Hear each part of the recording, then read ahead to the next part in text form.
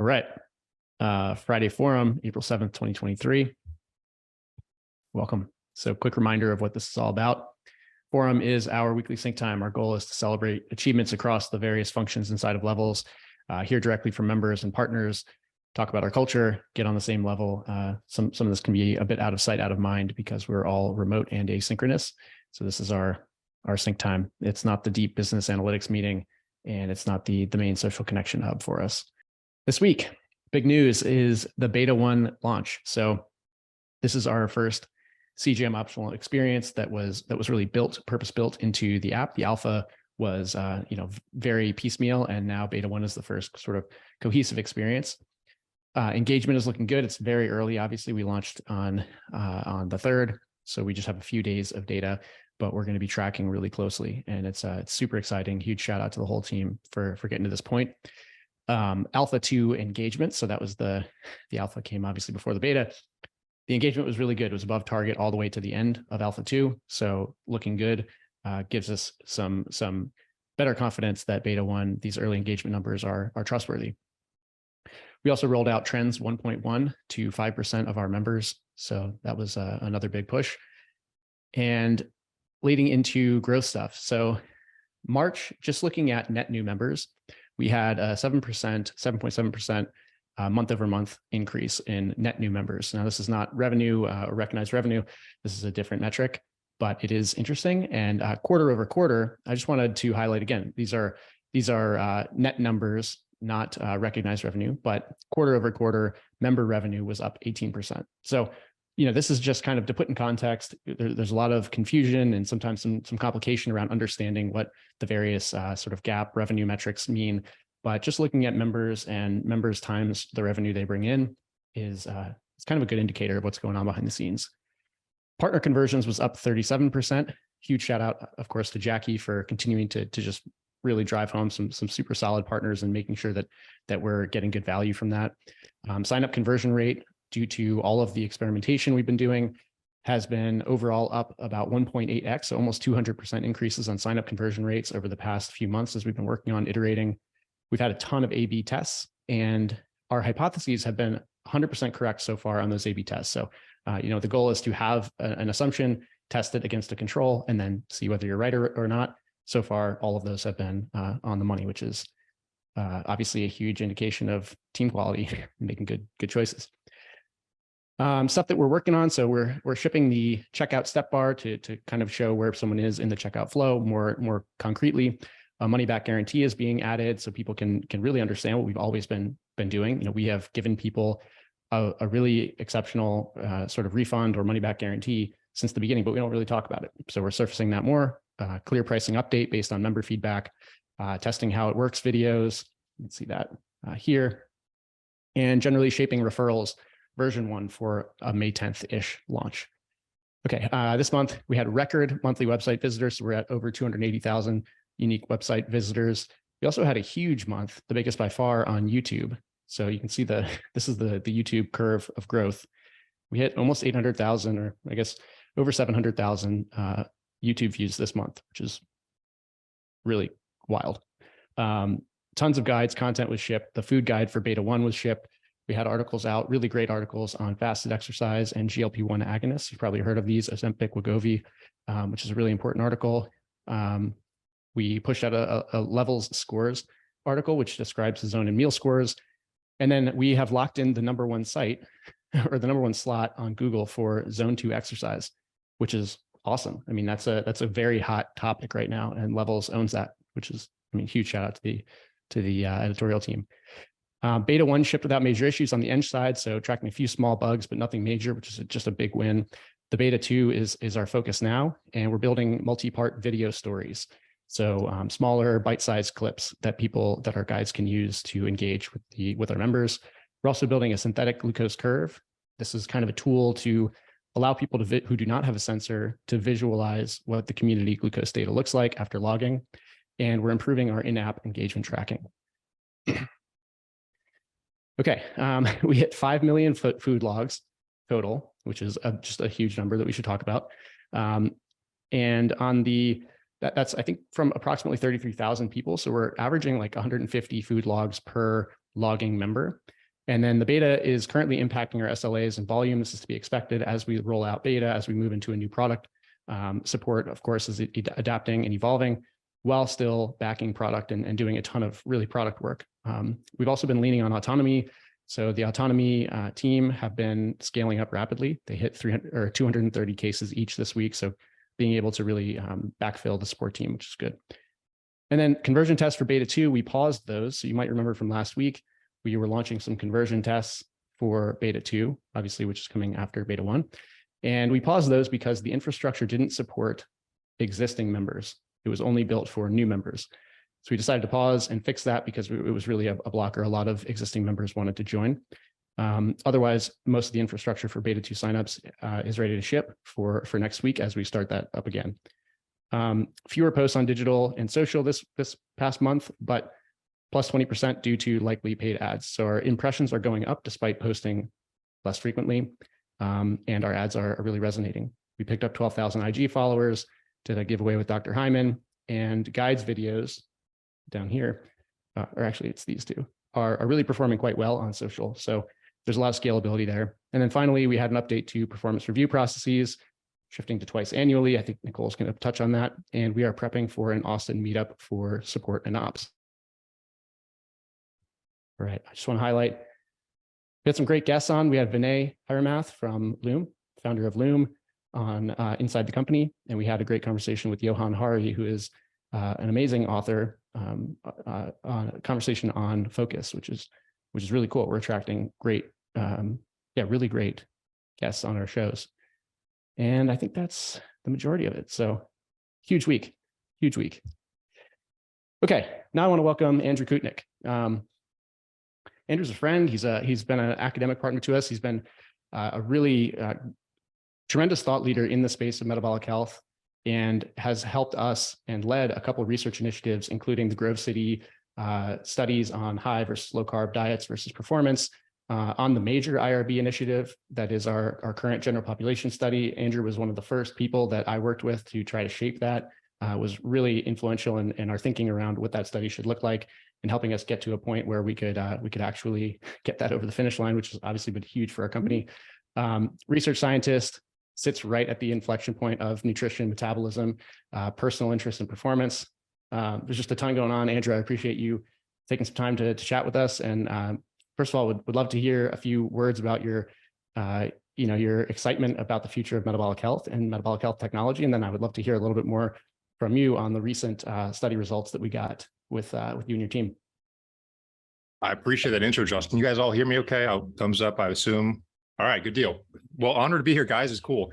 Known of Levels for quite a long period of time. You guys have really been in the forefront of the CGM glycemic world from a business perspective for quite a while. So I appreciate being here, knowing Josh, and working with Asher for quite a bit of time here to try and convert some of the help you guys have brought to our research world. For your first question, Josh, what is my thought on the future of metabolic health? Well, I'm obviously very biased. I mean, I live with diabetes, right? You know, I take injections every day, syringes, you know, I wear a CGM for over a decade. So I'm going to give you a biased response to that, but I think the insights that those can glean people is amazing. If they're able to do it, I think what they can learn from it, if they have good information, informative information, could quite frankly transform some people's lives. And I think we see that the data supports that these tools can move the meter, can move the needle, so to speak, in someone's health. If they use it the right way, they use the right information, and they can capitalize on that opportunity. From a research perspective, this is kind of the bridge over to what we did. I think there's limitless opportunities. I think it's really been around for quite a period of time of what it can do beyond the world of diabetes, which I come from and have lived personally with type 1.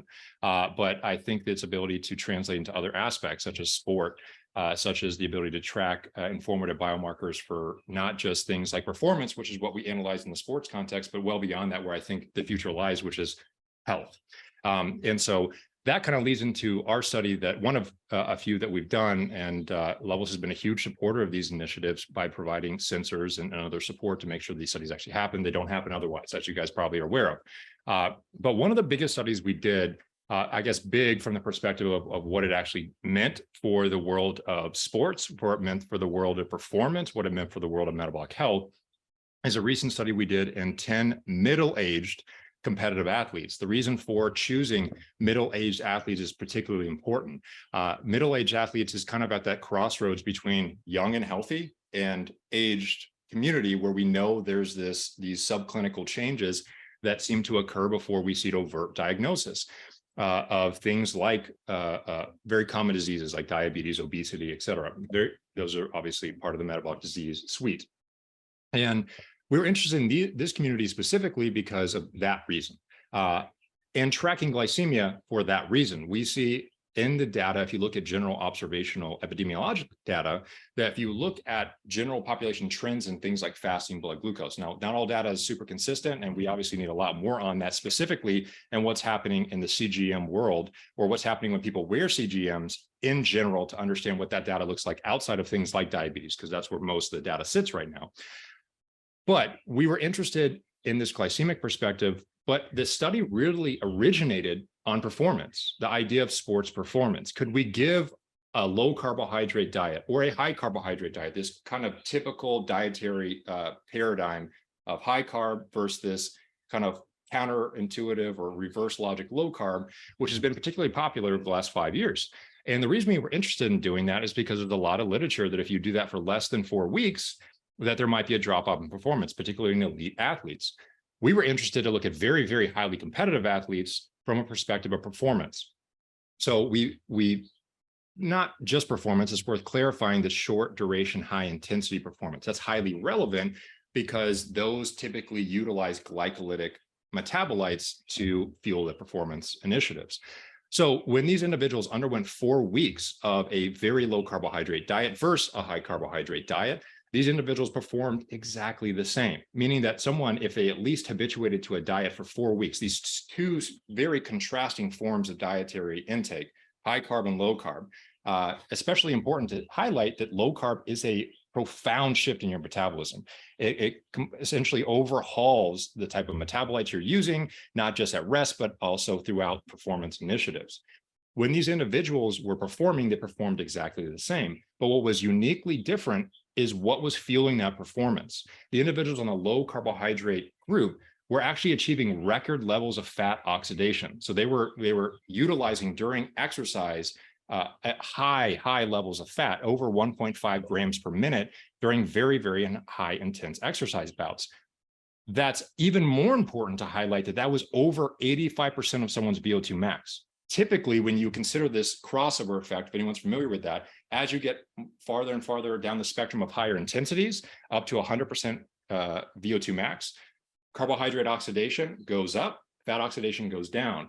What we saw is that people were able to oxidize record levels of fat even beyond where it should have normally been shut down. So that was over 85% of their VO2 max. So no one's really ever reported that at these levels before, hence the point of doing these very high intense short duration exercise bout. And again, they did that and performed the same. But the thing that really was near and dear to my heart as someone living with type 1 diabetes was the metabolic or cardiometabolic health effect of this dietary shift from a glycemic health vantage point. And we saw very typical trends in low carbohydrate cardiometabolic effects. You would expect things like HbA1c to start showing trends for decreases, insulin to come down just slightly, but things like total cholesterol might rise, LDL might rise, HDL might rise as well, and triglycerides might come down. And we saw all those typical effects, very consistent with the literature. What was very stark and very important to me, but completely unexpected, is when tracking glycemic response, there was a run-in period for both groups. And this was a crossover study, which meant that the individuals were actually the same individuals across high carb and a washout period, and then did low carb and in a randomized order. We controlled body weight changes as much as we could. We controlled calorie intake, and we controlled activity level. So what we are really trying to elucidate here is diet-induced effects on performance, substrate oxidation, and glycemic and cardiometabolic health. So I already talked about a lot of that, but from a glycemic health perspective, there was a distinct difference between those in the high carb group and the low carb group, meaning that those in the high carb group ran higher on average, had greater deviation than those in the low carb group. Now, someone may ask, so what? Okay, someone who's on a high carb diet, they're supposed to see these trends during the prandial period, so when they're awake and when they're eating. The problem is that in 30% of these middle-aged, highly competitive athletes, 30% had glycemic values, not only in the 24-hour window, but in the fasting period as well, over a 31-day period, consistent with pre-diabetes, which meant that if you actually monitor someone using these advanced tools that don't just track a single biomarker at one single snapshot, but you looked at minute-by-minute data over multiple days, you started to see or elucidate values consistent with adverse responses in glycemia or dysglycemia. And that meant that 3 of the individuals in this community was actually north of 100 milligrams per deciliter over a 24-hour period and during their fasted window, but actually all 3 of them were above 110 milligrams per deciliter.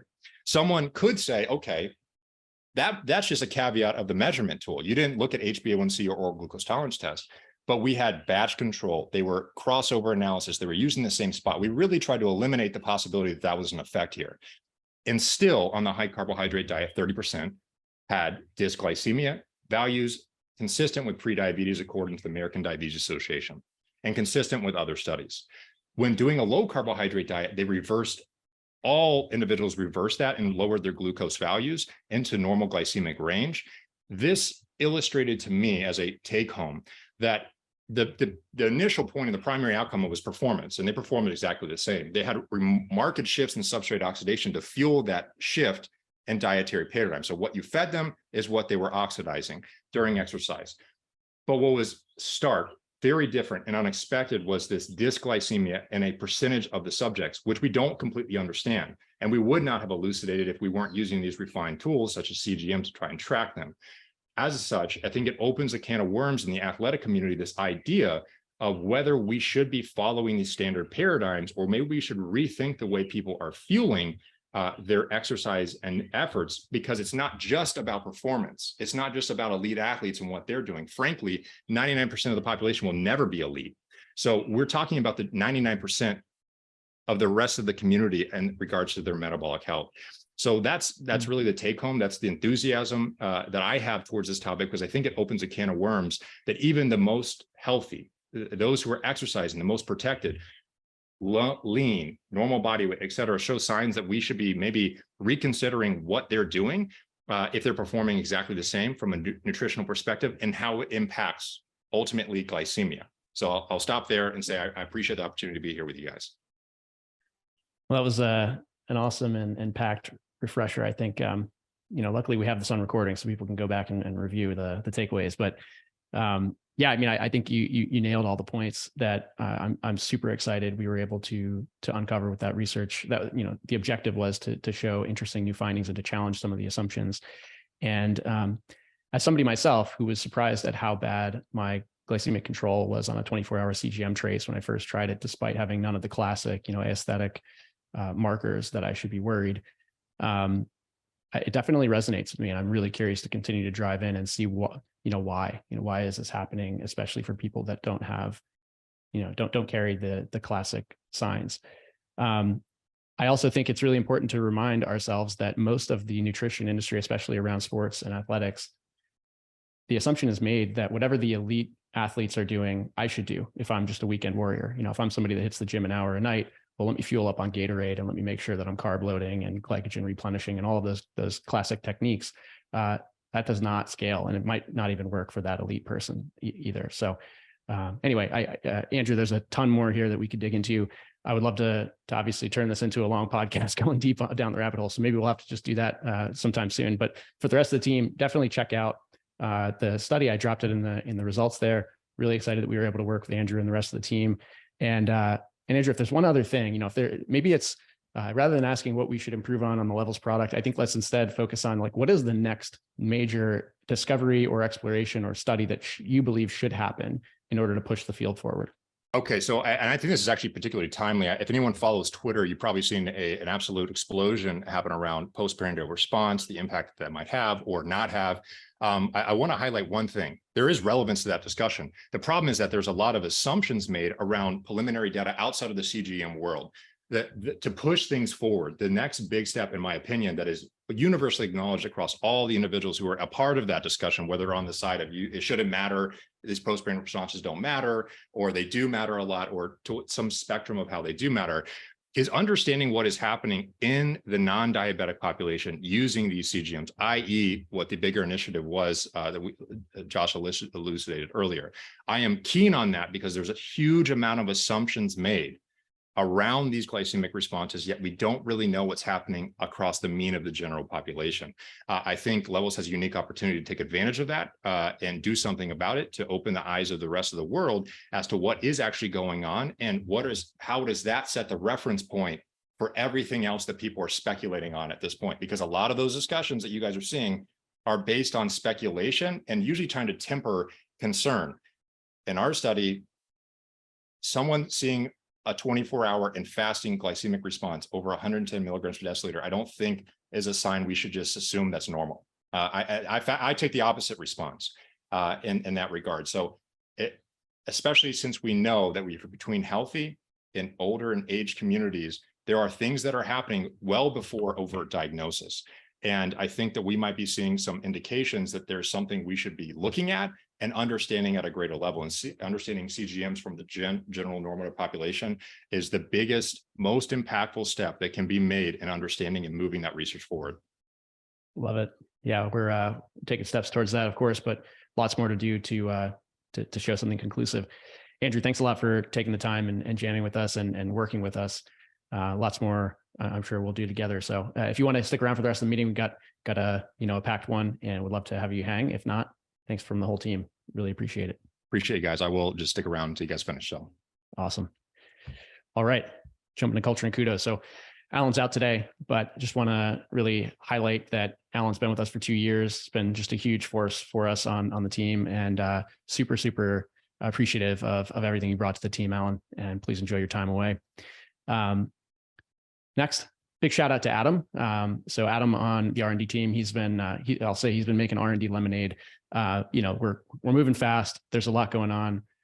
Small changes have big impact on someone like Adam's work. And so just this week, without getting too deep into specifics, he just continues to show that he can learn fast, adapt to challenges, and just keep executing and keeping everybody aligned with really a great attitude. And I know the whole team really appreciates it. He's super resource constrained, being the only person on the data science side for R&D. And I know it's a big boost for everybody to see him continue to adapt and move forward. Similarly, huge shout out to Maxine. She's just been leading the charge on shipping the beta sign up process. Just a ton of work went into that, and everyone just generally appreciates the really organized attention to detail and great teammate that Maxine is.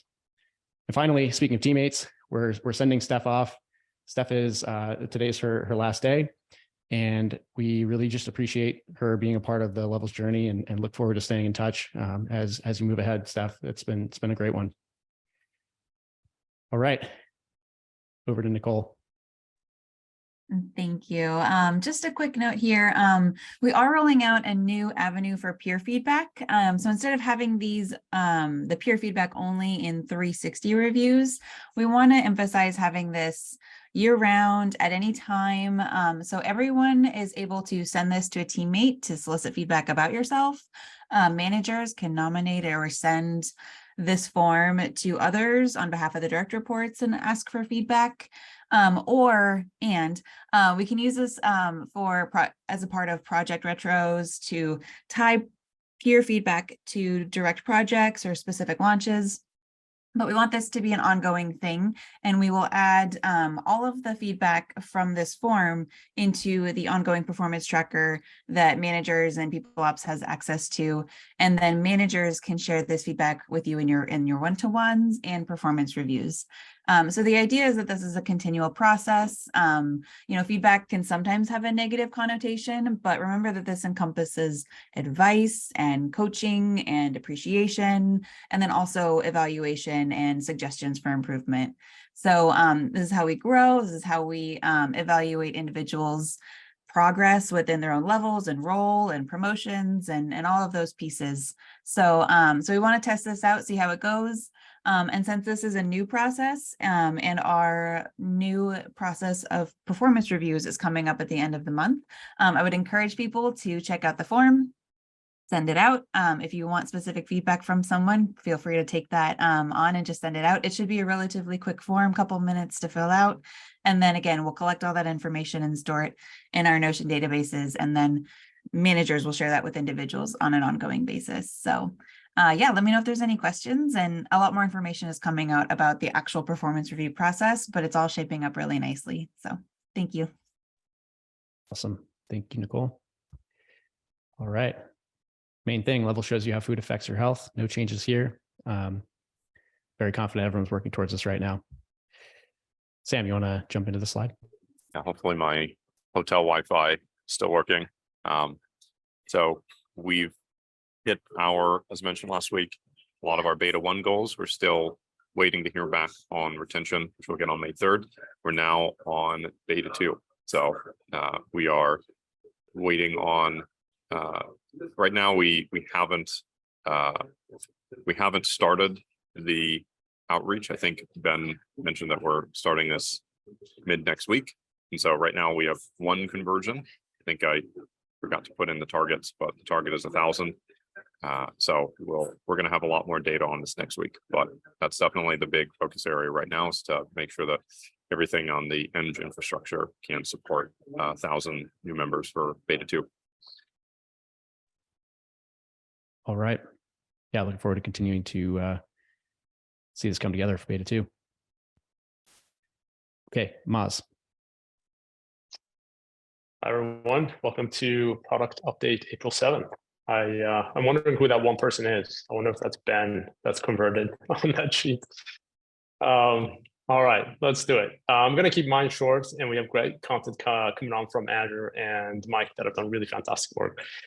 Just wanted to highlight 2 points. First of all, big thank you to the team for launching beta 1 on time and in a really, really fantastic way. And it's been a cross collaboration amongst everybody, whether it's growth, getting the members in and exceeding expectations, whether it's the product team, whether it's engineering team. It's just been fantastic. So thank you to everybody that's contributed. And it's pretty much everybody, I think, at the company. And of course, support. The 2 priorities that we're really focusing on beta 1 is to create a learning system so that we can learn from every interaction. Obviously, the point of our app is to help people change their behavior in the real world and stay engaged. And so we are building a learning system where we have 5 channels of feedback from our members, where we're going to collect on every call to action that we have in our app. We're going to collect data, and the 5 channels are effectively anywhere from app statistics, so measuring the interactions in the app. It's polls, which for people that have used the new experience, typically a quick way for people to tell us how they like the content or did they do the action. It's surveys, which are a little bit more in depth, which goes into deeper questions, takes a little bit more time, but still pretty quick and delightful. And then we're also adding a direct messaging temporary feature to accelerate our learning. This is a way for people to provide a direct feedback to our coaches to tell us what they like, what they don't like. Is the program too hard, too easy, too structured, too specific? So really opening up that feedback channel to be almost instantaneous so we can learn as fast as possible. And then obviously the last one is where we find confounders that we want to go deeper, we will do UXR. So we effectively have 5 channels to measure and learn from beta 1 experiences. And we hope this will allow us to learn a lot faster than we would otherwise, and also avoid any kind of oversteering that may happen if we didn't have this data. So I think that's number 1. It's one of our biggest priorities, and we're really investing in that. And big thanks to people that have contributed to that, namely Caitlin, David, and a host of other people, Azure, that have really putting work, and Cosimo, putting work into creating these channels together. So that's priority number 1. Priority number 2 is really understanding how we can create leverage and how can we create with our content, and how can we reuse? Obviously, we shot a lot of content. Some of these content are hard to shoot. So how can we reuse them while we actually create it engaging and fun? So we're thinking through techniques where we can actually do a lot of that, and we're going to experiment and learn from that. So that's the second big priority. Obviously, there's a lot more priorities, but these are the 2 big things in beta 1 that we need to learn so that we can make this successful. With that, I will turn over to Azure. All right, hey guys, you can go to the next slide. I just dropped a link in the chat to the Levels food guide if any of you want to open this up and look at it on the side if you haven't seen it yet. So today I want to walk you through briefly what the Levels food guide does. This is a resource we put together in Notion as a searchable database for Beta 1 members and for our team. So I think of this like 10x the whole 30 food list, a guide to what to eat or what not to eat, but based on the Levels approach to food, what the data set shows actually spikes people, as well as USDA nutrition information. So it's way more detailed. And as you might guess, this was supported by a lot of people, thanks to Caitlin and Hamey for a huge lift on the editorial side and a team of writers that they worked with. It was supported by Charu's work on nutrition, edits from Cosima, grew out of Levels and David's work, and had a ton of edits by the XP team and product team as well. So what is it? Let's go to the next slide here.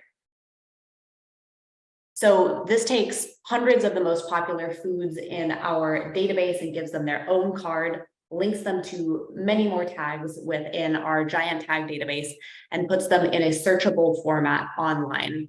It's supposed to be organized like a tour of the grocery store that takes people through a cheat sheet at the top, and then produce sections, protein, pantry items, dairy, and other types of items. Its purpose is to give people feedback in more detail on the nutritional and glucose impacts of foods, right now, specifically to support our guides in Beta 1 as they're taking people through the experience of how we approach food.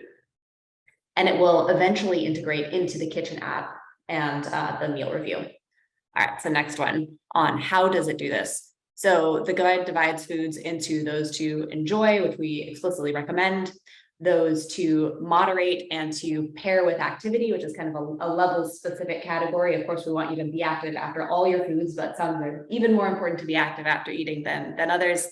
And then those to aim to avoid. So each food, I have a couple examples at the right, are clickable cards that take you to more detailed nutritional information, as well as details on why we made the call on specific foods and food swaps. So this was the big editorial lift. So for example, avocado is a food we heartily recommend. You can see a brief summary of why we love them, linked out to more detailed resources. And for a food like grapes that do have some nutritional benefits, we explain that although they have those benefits, they're also a big spiker and we offer a food swap instead. So I think of this resource as taking the Levels dietary philosophy, all of the guidance originally developed by Casey and editorial team and everyone articulated on the blog, and then creating alignment across the team on our stances on every food, things like fruit, dairy, grains, different sweeteners, and beyond. So no guide is going to satisfy every single diet, and blood sugar was far from the only factor considered, but we now have this living resource for our members and for us that makes a call on pretty much everything you might eat as an average American, and then defends that stance so we can refine and think about it more. So that's it for food guide. Thank you, and please take a look at it in Notion, give feedback on what you think about it, and look forward to refining it more.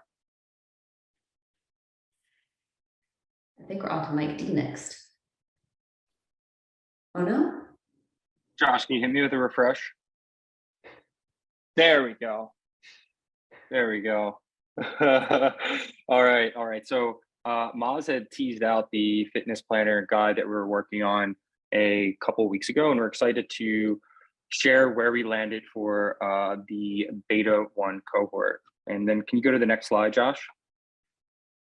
So, we're a nutrition first and focused company. So why even test this kind of programmatic fitness planner for a Beta 1 cohort? And as many of us know, incorporating fitness and daily movement into our routines is crucial for optimal metabolic health. In the micro, things like post-meal walks or other light to moderate activity can help dispose excess glucose as our muscles uptake energy independent of insulin. And then in the longer term, we know how powerful exercise can be for our mitochondria function, with some studies showing things like high heart rate training, enhancing long-term insulin sensitivity in just a few weeks. Hats tip for Hamey, Caitlin, and Casey for highlighting all of this on the blog to share with our members.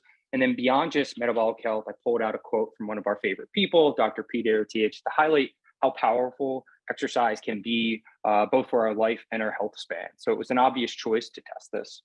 Next slide, Josh.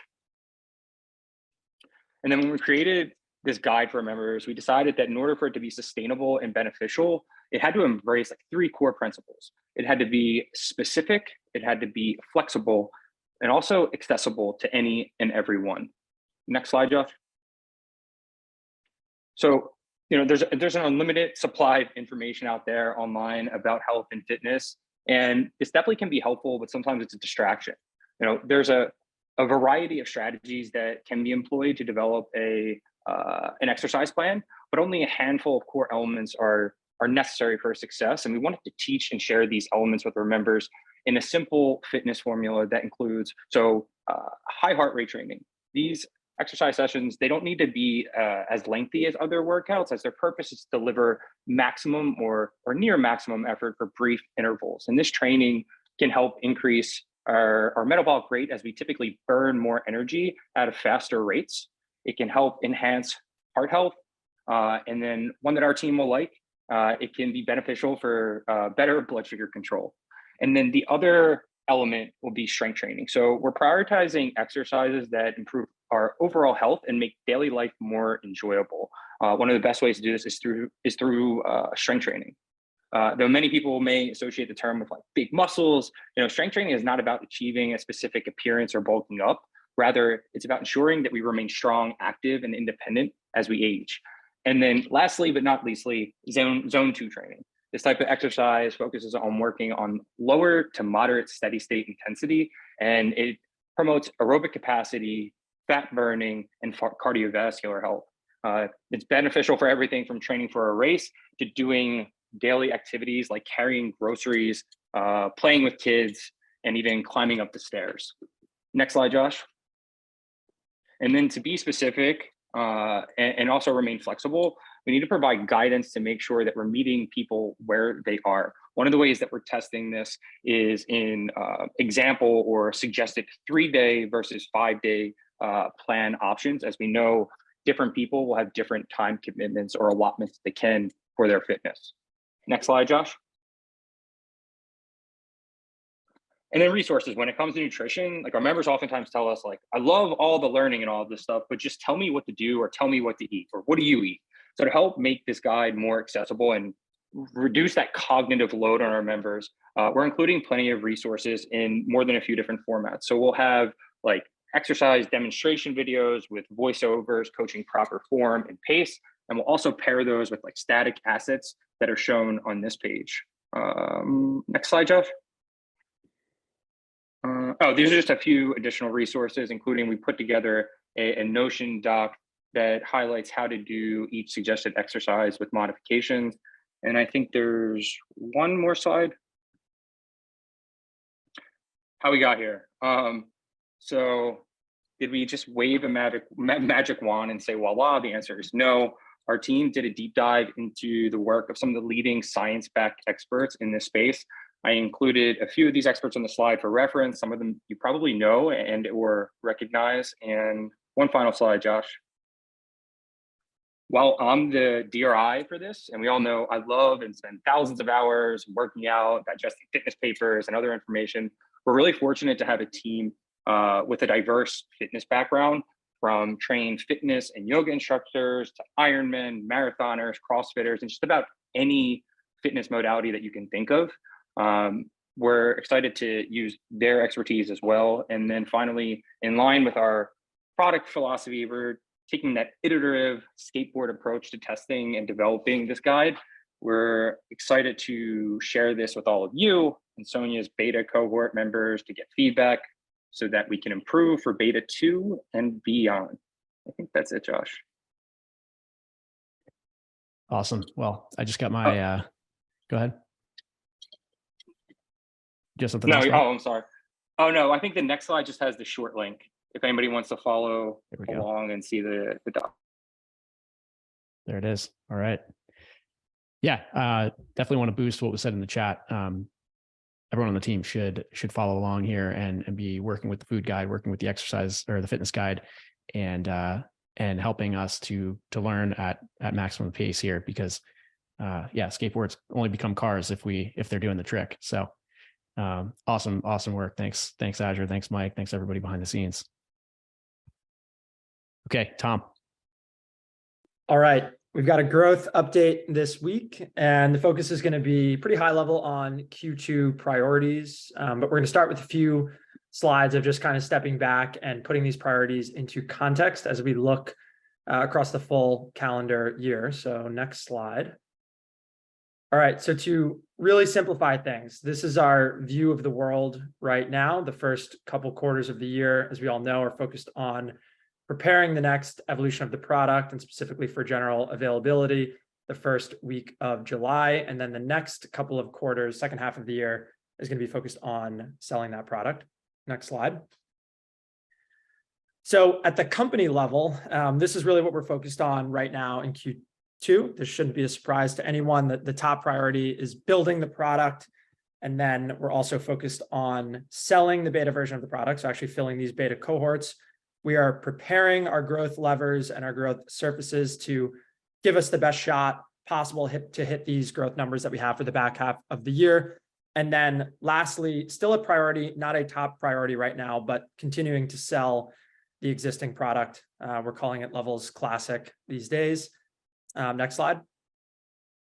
And then these priorities switch to mostly growth in Q3 and Q4, and then also continuing to iterate on the product, right? So product development is always going to be a priority, and we're going to be iterating on it for really as long as we're a company. Next slide. So in terms of some of the key metrics and categories of metrics that we're tracking, both I'm just going to refer to it as GA. I know we don't like acronyms, but general availability is GA for the rest of this presentation. The top area that we're focused right now is on these product market fit signal metrics. So just as a reminder, Sam put out a memo called beta numbers to hit that focus on how we're kind of evaluating this signal for the rest of Q2. And this really comes down to product velocity. So just can we hit these target dates for these releases and iterate fast on the product? Conversion metrics. So can we fill these beta cohorts at a pretty solid conversion rate? And then some other additional product metrics like engagement and retention as we look to month 2 and 3 of some of these cohorts. And then secondarily, looking to just keep growth pretty stable right now. So flat or a little bit improving. We don't have ambitious targets right now that we're trying to hit, but we definitely don't want to decline. So we're keeping our eye on that as well.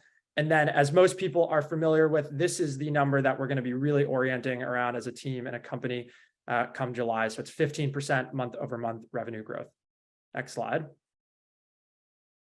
All right. So in terms of growth priorities in Q2, in colloquial terms, this is pretty much what we're zeroed in on right now. So I'm starting here with just supporting product development. So this is the top company priority. And it's not to say that, growth team specifically is allocating most of our resources towards product development, but I'm calling this out because content in particular lately has been focused a lot on supporting product. Is doing a lot of amazing work already mentioned in this presentation. So shout out to Caitlin and Haney and increasingly Tony, all supporting product. And then as mentioned, number 2, filling these beta cohorts. Ben and Jackie are putting a ton of time into this. And then 3 and 4, I'm going to focus on a little bit more of the next few slides, but figuring out what our V1 of pricing and positioning is for this next evolution of the product come first week of July. And then also, as mentioned, preparing these growth levers for scaling. Next slide. Okay, so I won't go deep on this, but a couple of these areas that we're focused on. So pricing and positioning. A couple of the areas over the next, call it month, are going to be in order to figure out what our V1 of pricing and positioning is. Number 1, Lauren is leading the charge on some, what I refer to as like top-down kind of research and analysis. So looking at the market and the landscape of health and wellness solutions that are already out there for Maureen's and figuring out how we're positioning ourselves within that landscape. And then number 2, figuring out what type of pricing can actually sustain a profitable business long-term. So that's kind of the top-down approach. And then bottoms up, actually getting feedback from the market and figuring out what customers are actually willing to pay and how we best position the product in order to maximize conversions. So smoke tests is a term that you may or may not be familiar with. You will be as of next week when we send out a memo and we really start focusing on this. But this refers to a host of sort of pricing and positioning experiments that we can run on landing pages without actually fully selling the product to people who are going to be using it right now. So we're getting a lot of data from the market on these beta cohorts. But in addition, we're going to supplement that data and those conversion tests with all of these landing page smoke test experiments that are going to be coming in the next few weeks. And then in this other column here, preparing the growth levers. So this is really across the full funnel from demand gen efforts to paid acquisition and partnerships and performance marketing, email, and then user referrals, which you're going to hear a lot more about, which we're also working on, which is a new growth lever. Next slide. Okay, so I'm going to take a couple of slides to just talk about how we're thinking about pricing and positioning, starting with sort of the philosophical side of things. So this is a kind of technical business jargon term here called value-based pricing, and it refers to kind of how we are thinking about pricing. And there are often a few components, a few inputs that inform how a company prices their products, depending on what type of company they are, what industry they're in. And these are a few of kind of the key legs of the stool. So again, thinking in terms of kind of top down and bottom up. Top down, there's competition-based pricing. So you might look at the market, especially if imagine you're kind of a commodity, you're selling a widget that's very similar to a lot of things that are already out there. You might just look at the market and look at what competitors are pricing and pick something pretty similar. Then there's cost plus. So mostly focusing on what your costs are. So imagine that it costs you $100 to make a product, and you know as a business you need to have 50% margins. Then you're just going to decide, okay, that's how we price our product. We're going to sell it for $150. And then lastly, the input that's probably most important to us, but it'll be a balance across these different areas for value-based pricing, is again, what are customers actually willing to pay? And what drives that willingness to pay is how do they perceive the value of the product? Next slide. So that framework is kind of mapping to how we're thinking about priorities and the strategy and tactics that need to take place over the next quarter to get us to a V1 of pricing positioning that we're confident in. So in terms of top down, if you just look at these questions up here at the top, this is what Lauren has been focused on and Riley as well. So how are we positioned within the market? And then number two, what pricing, again, makes this a viable long-term business model? So this involves a lot of market research, talking to other companies, and then also kind of the quantitative business model analysis side of things. And then from a bottoms-up approach, again, just to reiterate, this is getting feedback from the market and actually figuring out, will customers pay, and how do we best position this so that they value the product properly such that they pay the price that we are charging. And this is coming again in the form of beta cohort conversion tests, and then these new category of tests that are going to be starting soon, led by Karen, that we're referring to as smoke testing. Next slide. And this is how it's going to shake out practically over the next couple of months. So the business model and kind of market analysis that Lauren's leading is well underway, and we're probably going to have kind of an initial V1 proposal of like rough pricing based on that. And then again, we're going to refine and supplement that with all of these experiments that we're going to be running. So before the end of the month, we're going to launch our first smoke test. And then we've got this opportunity when we start to onboard 2,000 new beta members for beta 3 in early May. And then we'll continue to iterate after that with additional smoke tests, all with the goal of actually finally updating our website surfaces and sign-up flow for general availability, call it by mid-June, so we can have that live for GA in early July. Next slide.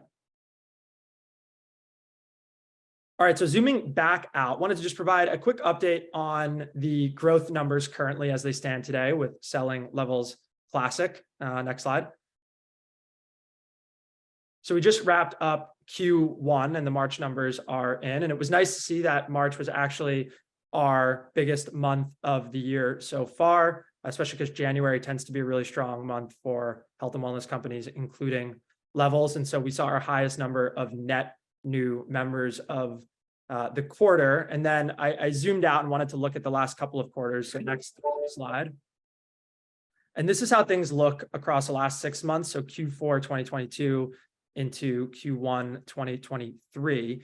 And you'll notice March is the highest number of new members besides November, which is what I expected to see. If you recall, November is when we ran our first ever large discount promotion through Black Friday, and we're actually selling annual membership at 50% off. So about 30 to 40% of the new members in that month came from that promotion. So I wanted to look at what the growth looked like from Q4 to Q1, looking at membership revenue. So this is just a simple formula, taking these new members each month and multiplying basically the membership revenue that they paid in that month.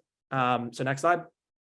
And as Josh mentioned at the start, we actually have had some pretty solid growth. So we grew 18% from Q4 to Q1. So again, we stopped prioritizing growth as our top priority about 5 months ago, but nevertheless, we've been doing a heck of a lot of work, obviously on the sign-up flow, but also on beginning to stand up some of these new growth levers across, for example, paid marketing is an example of this. And we have been seeing growth here. So this was good to see. Next slide. Oh, this is it. Okay. So obviously, as we look towards the back half of the year, like this is really going to be the challenge for growth, is where do we find 15% growth each month, right? Not just July when we launch, but in August, September, October, and really in perpetuity, we need to be growing every month. And this is going to be the challenge. So I'm just noting that, this presentation, and then also a memo that is going to follow in the next couple of days, looks at kind of our current priorities in preparation. But there's going to be another memo coming that I'm going to be working on over the next few weeks. That's going to take a much more granular and kind of quantitative approach to looking at how we're going to approach achieving this level of growth in the back half of the year and the tactics that we're going to execute against those goals. That is it. Great work. Nicely done. Yeah, awesome update. Love seeing the thinking and simplified down into right down to team members who's working on what. Super helpful. I hope everyone's starting to see how the pieces are aligning, both in terms of how we're iterating towards product execution, breaking down our big objectives into betas, into alphas, into sub features, which we're testing, and then how we're working on the growth side to test the demand before we even have those small features and those betas ready to go, and building the case to make sure that we're heading in the direction we need to be by late this year. Okay, great. So we are on to, no new open roles here. So if you or someone is interested, check out levels.link/careers. We have a general application there where you can send in some info, and as we proceed to build and hit our goals, we will also eventually have additional team opportunities. We're at individual contributions. I'm going to stop share here. Got a couple minutes for this. Go ahead and use the reactions button, hit raise your hand like this, and recommend sharing something personal, something professional. I'm going to jump in and just say professionally, I'm really excited to see us hitting dates. It's really hard, especially when things are so, when things are changing rapidly. We are not in some refined, big company where everything is well known for years in advance. So hitting dates is something that drives me, and just so proud of the team for calling our shots and backing them up, de-scoping when necessary, but just staying true to the deadlines. There's a ton of exciting stuff happening on the R&D side, which we'll have some more updates on. But suffice to say, we're also hitting dates on that side, and getting very excited about some of the big swings. And then personally, looking forward to the ops meeting coming to Austin in a couple days now, and Starship is going to launch soon. So I'm very excited about that. Rob. Just an FYI, next week I may or may not be on the call. I have an emergency meeting with Secretary of HHS Javier Becerra and Rosa DeLauro, the Democratic Congresswoman of Connecticut, to try to fix the NIH and try to fix the food supply at the same time. Wish me luck. If anyone can do it, it's you, Rob. Bring back the good news. Chris. So I want to start off by just a big, huge thank you to Steph. I wanted to sneak in before she raised her hand. As I mentioned before, like seeing your big smile every time I see it just warms my heart. So all the time, and I'm looking at your parking space on my property, so your teardrop is always welcome. I just want to say it's been such a pleasure to be able to work with you. So thank you for everything. I also echo Josh's comment, super excited for the support ops offsite meetup in Austin next week. So that should be a lot of fun. And then personally, I got a new power tool. So I got a wood chipper. So for those of you that don't know what a wood chipper is, just watch the movie Fargo and you'll know exactly what I'm going to be doing this weekend. So if you don't see me in Austin, please call 911 and alert my wife that I had an accident. We trust you, Chris. Enjoy. Steph.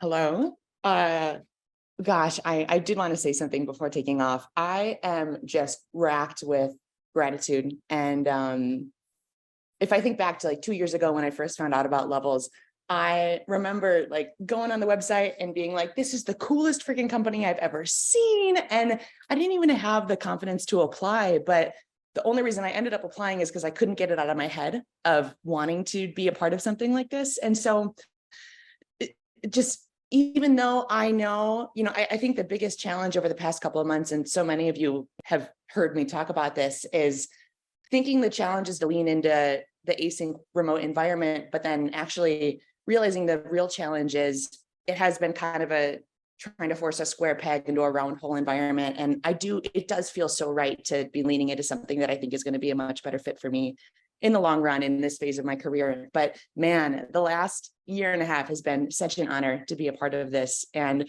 it's set the bar so high for the type of people I want to work with, the type of mission I want to work on.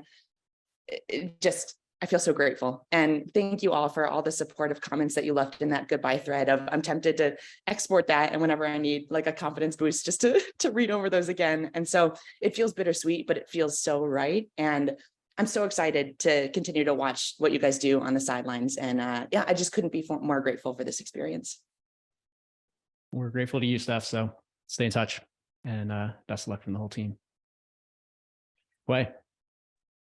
Yeah, first of all, definitely thanks, Steph. Yeah, have been really enjoying working with you. You're such a cultural career. Love your big smile. Thank you for being very, transparent and kind of discussing with me on one-on-ones about your thought process and everything. So obviously, thanks for your contribution to our app. And I guess work-wise, otherwise, I'm just continued to be amazed by how fast we're moving, how everyone is working together towards a common goal, and the velocity and everything. And personal-wise, I'm going for a week of vacation. We are going to Hawaii next week. So I feel it's actually, the flight is nice. So I'm already excited and kind of a bit less of work mood now. So if I'm still rambling, that's because that's reason. I really appreciate the opportunity for me to take time off and also see how the team will be doing without me. Yeah. Thank you. I think you and Jesse are going to be in Hawaii simultaneously. So enjoy that. Scott. We get coffee together.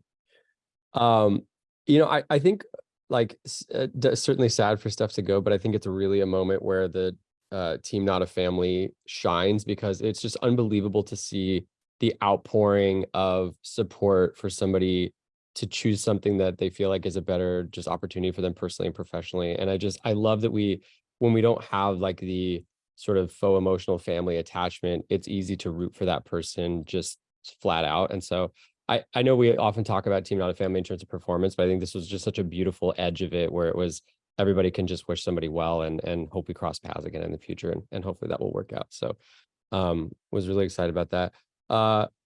So good to have Beta 1 out. Thanks again, everybody, for just putting in tremendous hours and really just staying focused and having a sense of ownership. It's really helped. We've been in a flurry of planning, and I think we're going to have another sort of similar push here for Beta 2. But it's cool that we've been hitting both of these back to back now, because I think people are less scared about Beta 2, and we feel like we're getting in a good groove to actually hit another date, which feels really good.